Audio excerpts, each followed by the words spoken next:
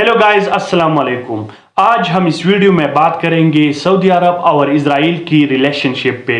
कि क्या हकीकत में सऊदी अरब इजराइल को तस्लीम करने जा रहा है या ये सिर्फ और सिर्फ मनगढ़ंत बातें बनाई गई है। 16 जनवरी मंगल के दिन स्विट्जरलैंड में सऊदी अरब के फॉरेन मिनिस्टर ने एक वर्ल्ड इकोनॉमिक फोरम के एक पैनल पे ये बताया है कि सऊदी अरब दो शराइत पे इजराइल को तस्लीम कर सकता है। एक ये कि इजराइल और हमास के माबेन जो जंग चल रहा है इसको फौरन बंद किया जाए, और दूसरा शर्त यह है कि फ़लस्तीन टेरिटरी में फ़लस्तीनी लोगों के लिए एक अलग मुल्क डिक्लेयर किया जाए जिसमें उनकी अपनी सॉवरेनिटी हो। अब इजराइल की कुछ हिस्ट्री डिस्कस करते हैं कि क्यों अरब ममालिक और अदर मुस्लिम कंट्रीज क्यों इजराइल को तस्लीम नहीं करता। वर्ल्ड वॉर 1 के दौरान ब्रिटिश लोगों ने ज्यूज के साथ एक मुआहिदा किया जिसे द बाल्फोर डिक्लेरेशन कहते हैं। उस डिक्लेरेशन में ये मुआहिदा किया कि आप लोगों ने हमारा साथ देना है और फिर हम आपको इस फ़लस्तीन के एरिया पे आपको एक अलग मुल्क दे देंगे, और वहाँ के फ़लस्तीनी लोगों के साथ भी एक सीक्रेट डील की और उनको कहा कि आप लोगों ने हमारा साथ देना है इस जंग में और फिर हम आपको सुल्तानत उस्मानिया से आज़ाद करवाएंगे और फिर आप लोगों की अपनी हुकूमत होगी इधर। लेकिन जब वर्ल्ड वॉर 1 ख़त्म हो जाता है तो ब्रिटिश लोगों की हुकूमत होती है यहाँ, और इसको द ब्रिटिश मैंडेट कहते हैं, और ये 1918 से लेकर 1948 तक होता है। इसी दौरान 1947 में ब्रिटिश यूनाइटेड नेशन की मदद के साथ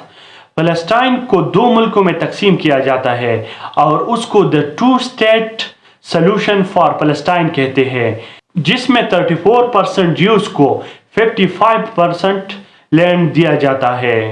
इस नाइंसाफी की वजह से अरब मुस्लिम ममालिक इजराइल के खिलाफ उठते हैं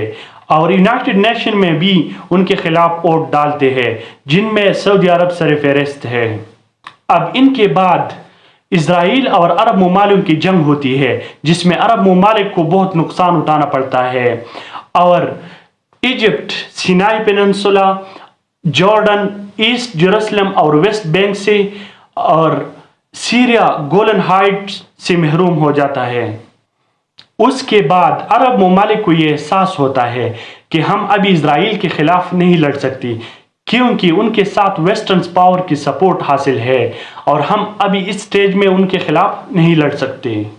और फिर 1978 में कैंप डेविड एकॉर्ड होता है और ये एक पीस डील होता है इजराइल और इजिप्ट के माबेन, और इजिप्ट 1979 में इजराइल को तस्लीम करता है और इसके बदले इजराइल जो इलाका उसने इजिप्ट से कैप्चर किया था 1967 में, सिनाई पेनिनसुला, तो उसको वापस कर देता है, और उसके बाद जॉर्डन भी इजराइल को तस्लीम करता है। साल 2020 में भी बड़े अरब ममालिक यानी यूनाइटेड अरब एमिरेट्स, बहरीन और मोरक्को ये भी इजराइल को तस्लीम करता है।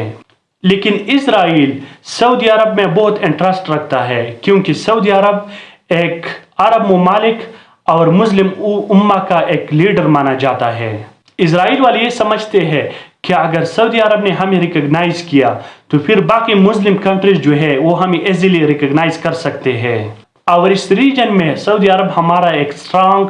एलाई बन जाएगा। अब बात करते हैं सऊदी अरब की, क्यों इतना इंटरेस्ट लेता है इजराइल को रिकॉग्नाइज करने में, क्योंकि अब इनको पता चल गया है कि इजराइल एक बहुत बड़ा पावरफुल मुल्क है जो मिलिट्री वाइज, इकोनॉमिक वाइज और टेक्नोलॉजिकल वाइज जो है ये बहुत आगे है। अगर हम इनको रिकॉग्नाइज करें तो फिर हम आपस में ट्रेड कर सकते हैं और वो भी यहाँ सऊदी अरब में इन्वेस्टमेंट कर सकते हैं, इससे हमारी टूरिज्म को बूस्ट मिलेगी। सऊदी क्राउन प्रिंस मोहम्मद बिन सलमान अपने मुल्क को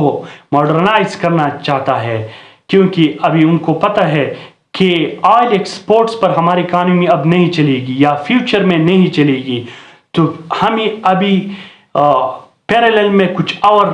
काम करने हैं कि हमारी इकानमी मजबूत हो जाए। अब मोहम्मद बिन सलमान इजराइल को इसलिए रिकॉग्नाइज कराना चाहता है कि کہ وہ لوگ ادھر آ کے انویسٹمنٹ کریں گے اور پھر اس سے ہماری اکانومی بڑھے گی اور ہماری اکانومی مضبوط ہو جائے گی۔ سعودی عرب اس علاقے میں ریجنل سٹیبلٹی لانا چاہتے ہیں۔ اس نے پہلے سے ایران کے ساتھ تعلقات ٹھیک کیے ہیں اور یمن میں حوثی گروپ کے ساتھ بھی ان کی ڈائلاگز جاری ہے کہ ان کے ساتھ بھی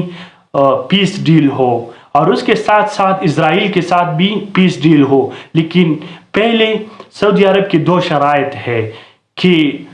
اسرائیل اور حماس کے مابین جو جنگ ہے ان کانفلکٹ کا مکمل طور پر سیز فائر ہو، مکمل طور پر جنگ بندی ہو، اور دوسرا یہ کہ فلسطین کا جو اپنا ٹیریٹری ہے، اپنا ایریا ہے، اس میں وہ اپنا ملک ڈکلیئر کرے اور وہ آزاد رہ سکے، اپنی سورینٹی کے ساتھ رہ سکے۔ تو پھر سعودی عرب والے یہ کہتے ہیں کہ پھر اس کے بعد ہم اسرائیل کو ریکگنائز کریں گے اور ان کے ساتھ ڈپلومیٹک ریلیشنز قائم کریں گے۔ اب آپ لوگ کمنٹ میں اس کے بارے میں اپنی رائے دیجئے۔ Thank you.